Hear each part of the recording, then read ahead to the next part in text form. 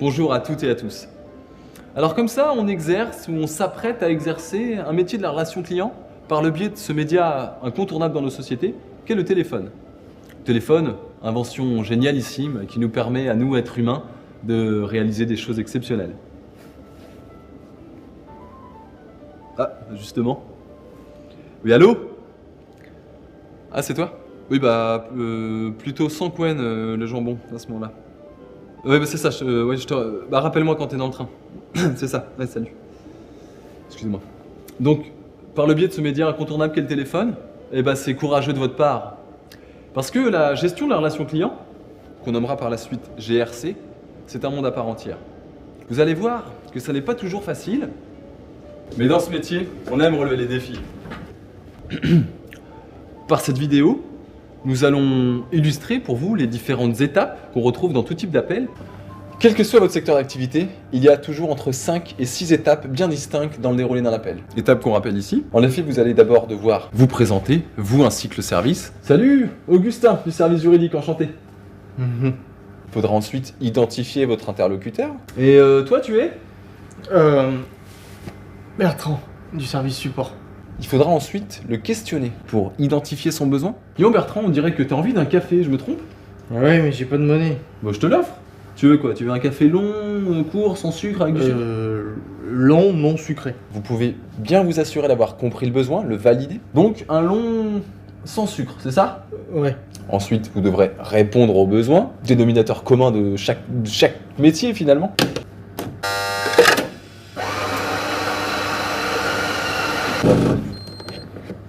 Mais bah c'est pas trop tôt. C'est ça aussi la GRC, hein, savoir accepter l'humeur, l'état d'âme de l'autre. Et pour finir, bah, il faudra clôturer l'appel. Bah Bertrand, bonne fin de journée ou peut-être à plus tard. Entrons sans plus tarder dans le vif du sujet. Bonne immersion dans le monde de la relation client par téléphone.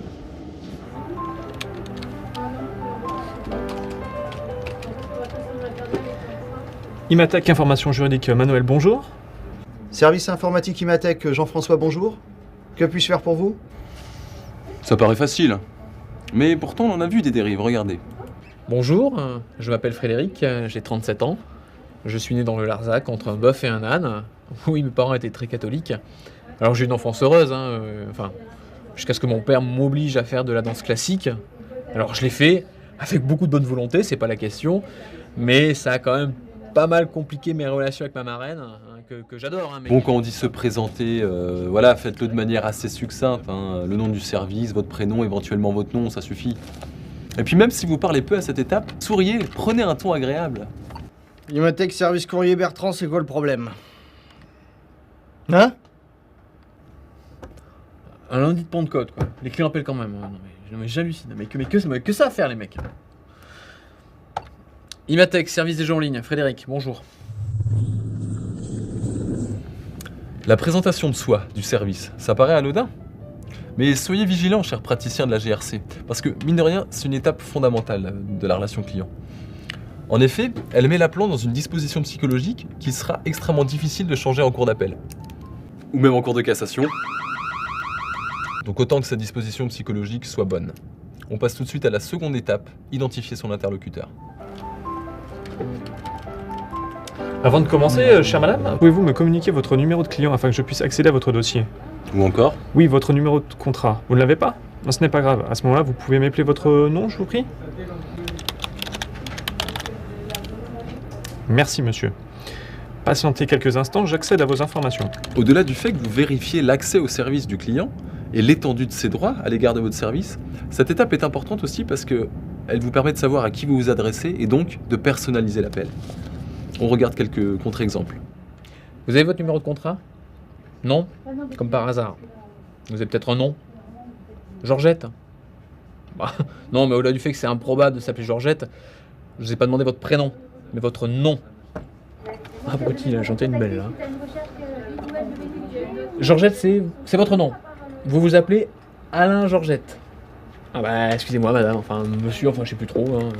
Faut dire, vous avez une voix étrange, on n'arrive pas à déterminer de quel sexe vous êtes. Oui, bah, accident de cheval ou pas accident de cheval, monsieur, vous me facilitez pas la tâche, C'est toi la tâche. Enfin, c'est nous les tâches quand on se comporte comme ça. Autre contre-exemple. Votre numéro de client, s'il vous plaît. Oui, 7 4, 9, 2, 5 et... Ah si, il en manque un. Bah non, c'est pas tout ce que vous avez. On reprend. Donc, 7, 4, 9, 2, 5, numéro complémentaire.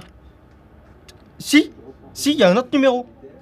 Ouh, le popo de gagner au loto, le monsieur, hein? Allô? Allô? Vérifier les droits d'un appelant, c'est à la fois lui demander de montrer patte blanche en quelque sorte, mais aussi s'immiscer dans son intimité puisqu'on accède à ses informations personnelles. Il est donc fondamental de le faire avec respect et délicatesse. On enchaîne tout de suite avec la troisième étape. Très bien, madame. Et quel est donc l'objet de votre appel? La souris de votre ordinateur ne répond plus. D'accord. Elle est pourtant bien branchée à l'unité centrale? Très bien. Et quelle action avez-vous faite pendant la minute qui a précédé la panne? Donc là, vous réalisez que la dimension technique de votre travail entre en jeu. Et quel est votre problème, cher monsieur? Le véhicule ne démarre plus, ok. Il avait un problème de puissance à froid? Éventuellement une perte de pression de turbo? Non? D'accord. Quelle valeur avez-vous lu sur la valise? Et vous me dites que le véhicule est FAP, hein, c'est ça? Très bien, merci monsieur, je regarde dans notre base de données. Vous voyez donc qu'identifier le besoin de l'appelant nécessite en général de le questionner de manière précise. Et c'est sur cette base de questions-réponses que vous parviendrez à identifier au mieux son besoin et donc à y répondre plus efficacement. Sur quel domaine porte votre question juridique? Une question à cheval sur 2 domaines? Pas de problème. Vous savez, moi je suis moi-même un petit peu bipolaire de tempérament, hein. Allez-y, je vous écoute. Retraite en fonction publique et fiscalité de la SCI.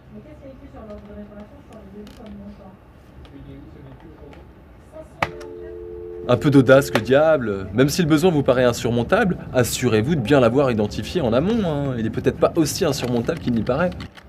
Bien. Et qu'attendez-vous de notre service, monsieur? Vous voulez modifier vos coordonnées bancaires pour votre prélèvement automatique? Ah oui, non mais là non. Non, c'est compliqué ça. Non, puis moi ça m'arrange pas, je suis nouveau. Vous voulez pas plutôt changer de pseudo? Ouais, parce que Geek44 c'est un peu... Oui, c'est mauvais, hein. C'est un peu basique, hein. Ouais. Non, moi je pense plutôt que vous nous appelez pour changer de pseudo. Hein. Puis bon, en plus ça me fera un appel court, c'est parfait. Eh ben changez de pseudo.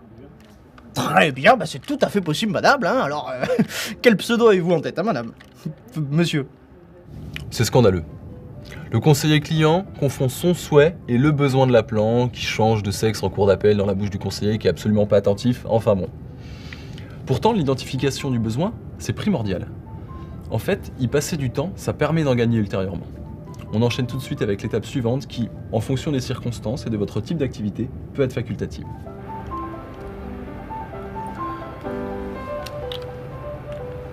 Votre question est donc bien de savoir si vous avez le droit de couper les branches de l'arbre de votre voisin qui dépasse chez vous.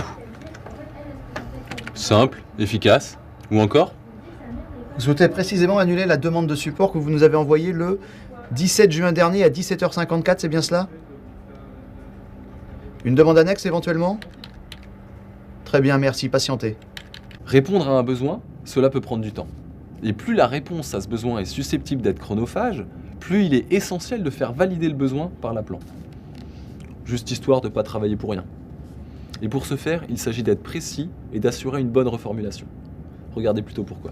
Votre question, c'est bien ça, monsieur? Bah, comment ça, quoi ça? Bah, ça, quoi. Bah, enfin, le truc dont on vient de parler. Moi, je joue pas au plus idiot avec moi, vous savez très bien de quoi je parle. Alors, c'est bien ça, votre question? Ça, c'est de la reformulation. D'accord. Et vous venez de passer de Windows à Linux. Ouais, je comprends. Ouais, du coup, il doit y avoir de nombreuses applications qui peuvent avoir un problème de compatibilité, hein. Bon, bah, je regarde tout de suite si des mises à jour sont possibles, hein. Vous patientez quelques instants. D'accord.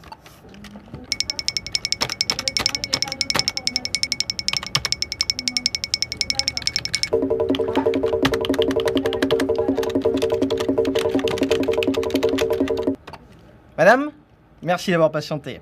Alors, ça a été long, hein, mais j'ai trouvé toutes les mises à jour susceptibles de vous intéresser. Comme je suis connecté à votre distance sur votre ordinateur, je me propose de tout vous installer, hein. Pardon? Vous vouliez juste changer de fond d'écran? C'est tout?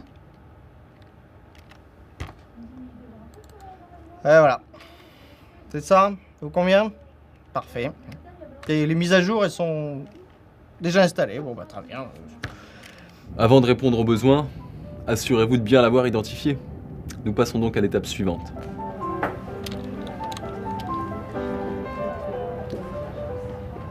D'après les données que vous nous avez fournies et les symptômes persistants, c'est une quasi-certitude, il faut changer la courroie d'alternateur. Dans plus de 97% des cas, le problème vient de là avec ces symptômes sur ce type de modèle. Je vous invite à changer cette courroie, et si de nouveaux problèmes apparaissent, ou si d'autres subsistent, je vous invite à nous rappeler. Est-ce bien clair pour vous? Parfois, la réponse aux besoins réside dans une simple action. Alors je le fais en même temps que je vous parle. Et voilà, votre demande est traitée, chère madame, hein. Votre courrier sera réacheminé à compter du 19 juillet sur votre lieu de vacances, hein, que nous avons validé ensemble, oui, pendant 15 jours. Avez-vous notre demande à nous formuler? Répondre aux besoins, c'est le cœur de l'action de tout professionnel. Il est nécessaire de le faire avec soin et vigilance. Voyez plutôt pourquoi. Et donc, on avait rendez-vous vers 21h30, j'arrive en retard exprès, elle était habillée avec une robe, je te raconte pas quoi. Oui, chère madame, un problème de réacheminement de courrier, d'accord, sur votre lieu de vacances à Saint-Tropez, pas sur votre résidence secondaire à Saint-Malo. Bon, enfin, elle était superbe. Bref, donc moi je me dis, bah si je vais ramener chez elle, hein, il faut que je lui paye le resto.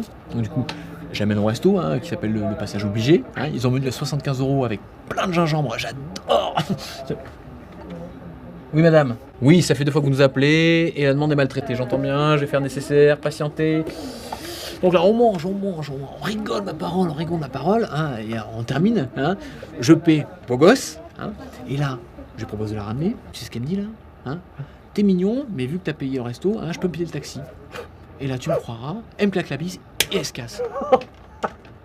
Ah bah c'est ça, rigole toi, rigole. Eh bien voilà madame, votre courrier sera bien acheminé sur votre lieu de vacances à Saint-Malo, ce sera tout? Oui, pardon, ne criez pas, à Saint-Tropez, d'accord, donc plutôt votre résidence secondaire. Oui, pardon, non, j'ai bien compris, je corrige tout de suite, d'accord, donc lieu de vacances à Saint-Tropez. Non, je pense pas dur de la feuille. Très bien, vous ne me remerciez pas. Vous avez bien noté mon nom? Pourquoi? La réponse aux besoins, le traitement de la demande, n'a pas été fait de manière vigilante. Et même si elle a été bien faite sur un plan technique, le traitement de la demande a généré un mécontentement. Autre contre-exemple. Alors, merci d'avoir patienté. Donc, j'ai trouvé l'explication. Article 1599 bis du Code général des impôts. L'imposition mentionnée à l'article 1599 carter A est répartie entre les régions en fonction du nombre de sillons kilomètres, au sens de l'article 1649 A terre, réservé l'année qui précède l'année d'imposition par les entreprises de transport ferroviaire selon une répartition quinquadécimale proportionnelle à 3 fois le double de l'écart entre le numérateur et le dénominateur. C'est trivial.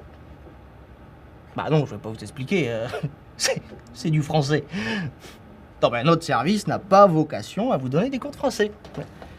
Vous voulez que je reformule? Non. Pardon? J'ai bien compris ce que j'ai compris? Ouh, mais non, mon cher monsieur. Mon code général des impôts est très bien là où il est. Hein? Restez poli, hein. Non, parce que je vais pas l'insérer dans une partie intime de mon corps.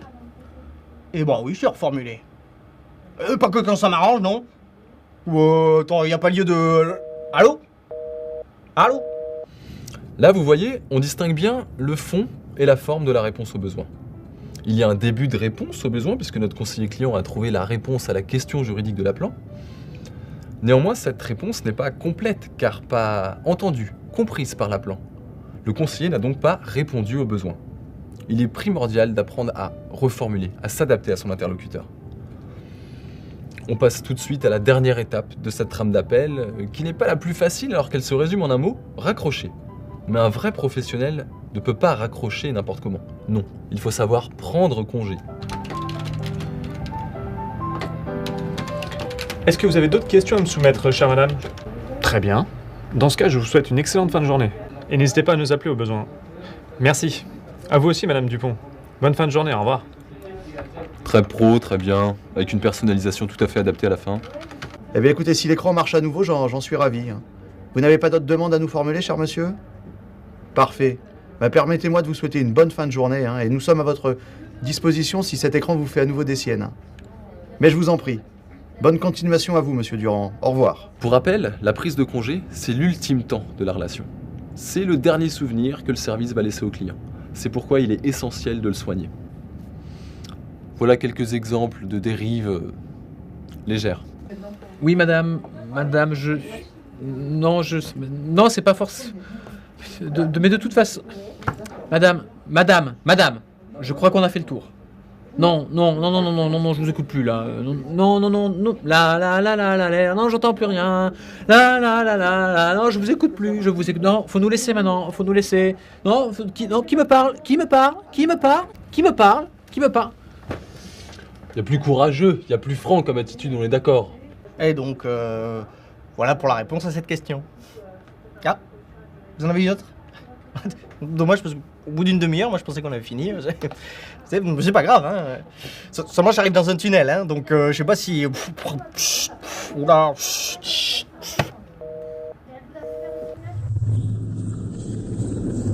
Le coup du tunnel. Alors là, je rêve. C'est complètement ridicule. Hein. Les gens savent très bien qu'on travaille dans des bureaux, qu'on n'est pas avec des téléphones portables. Enfin, un bon conseiller client ne raccroche jamais au nez d'un appelant. Ou alors il le fait dans des cas exceptionnels, après épuisement de tous les procédés de prise de congé, avec politesse, avec l'aval de son responsable d'équipe, du directeur opérationnel de sa structure, sur proposition de l'Assemblée nationale, après avis du ministère de la Santé et du Conseil de sécurité de l'ONU. Voilà donc quelle bonne ou mauvaise pratique de la relation client on peut retrouver à chaque étape de l'appel. Alors excusez-nous pour ces exemples parfois caricaturaux, mais parfois tirés de faits réels. Une bonne relation client, c'est d'abord l'envie d'apporter une aide, une solution.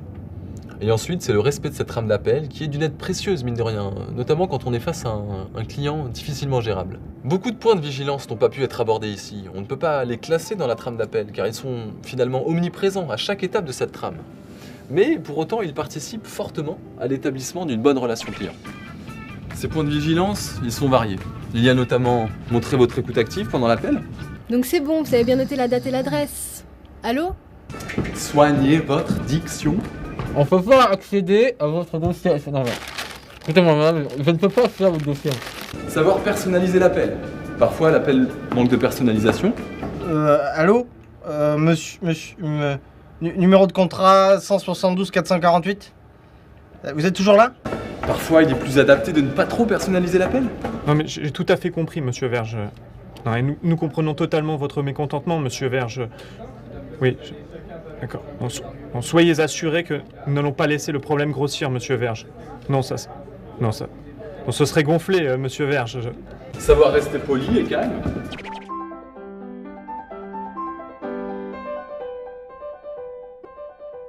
Ne jamais être jugeant, on fait tous des erreurs. Et laissez-moi deviner, vous avez signé sans lire le contrat. Eh ben voilà. Et c'est pas la première... c'est pas la première fois en plus, hein. Non, parce que je vois dans votre historique, hein, vous nous avez appelé en 2009, vous avez fait la même connerie. Mais avec un autre opérateur, hein.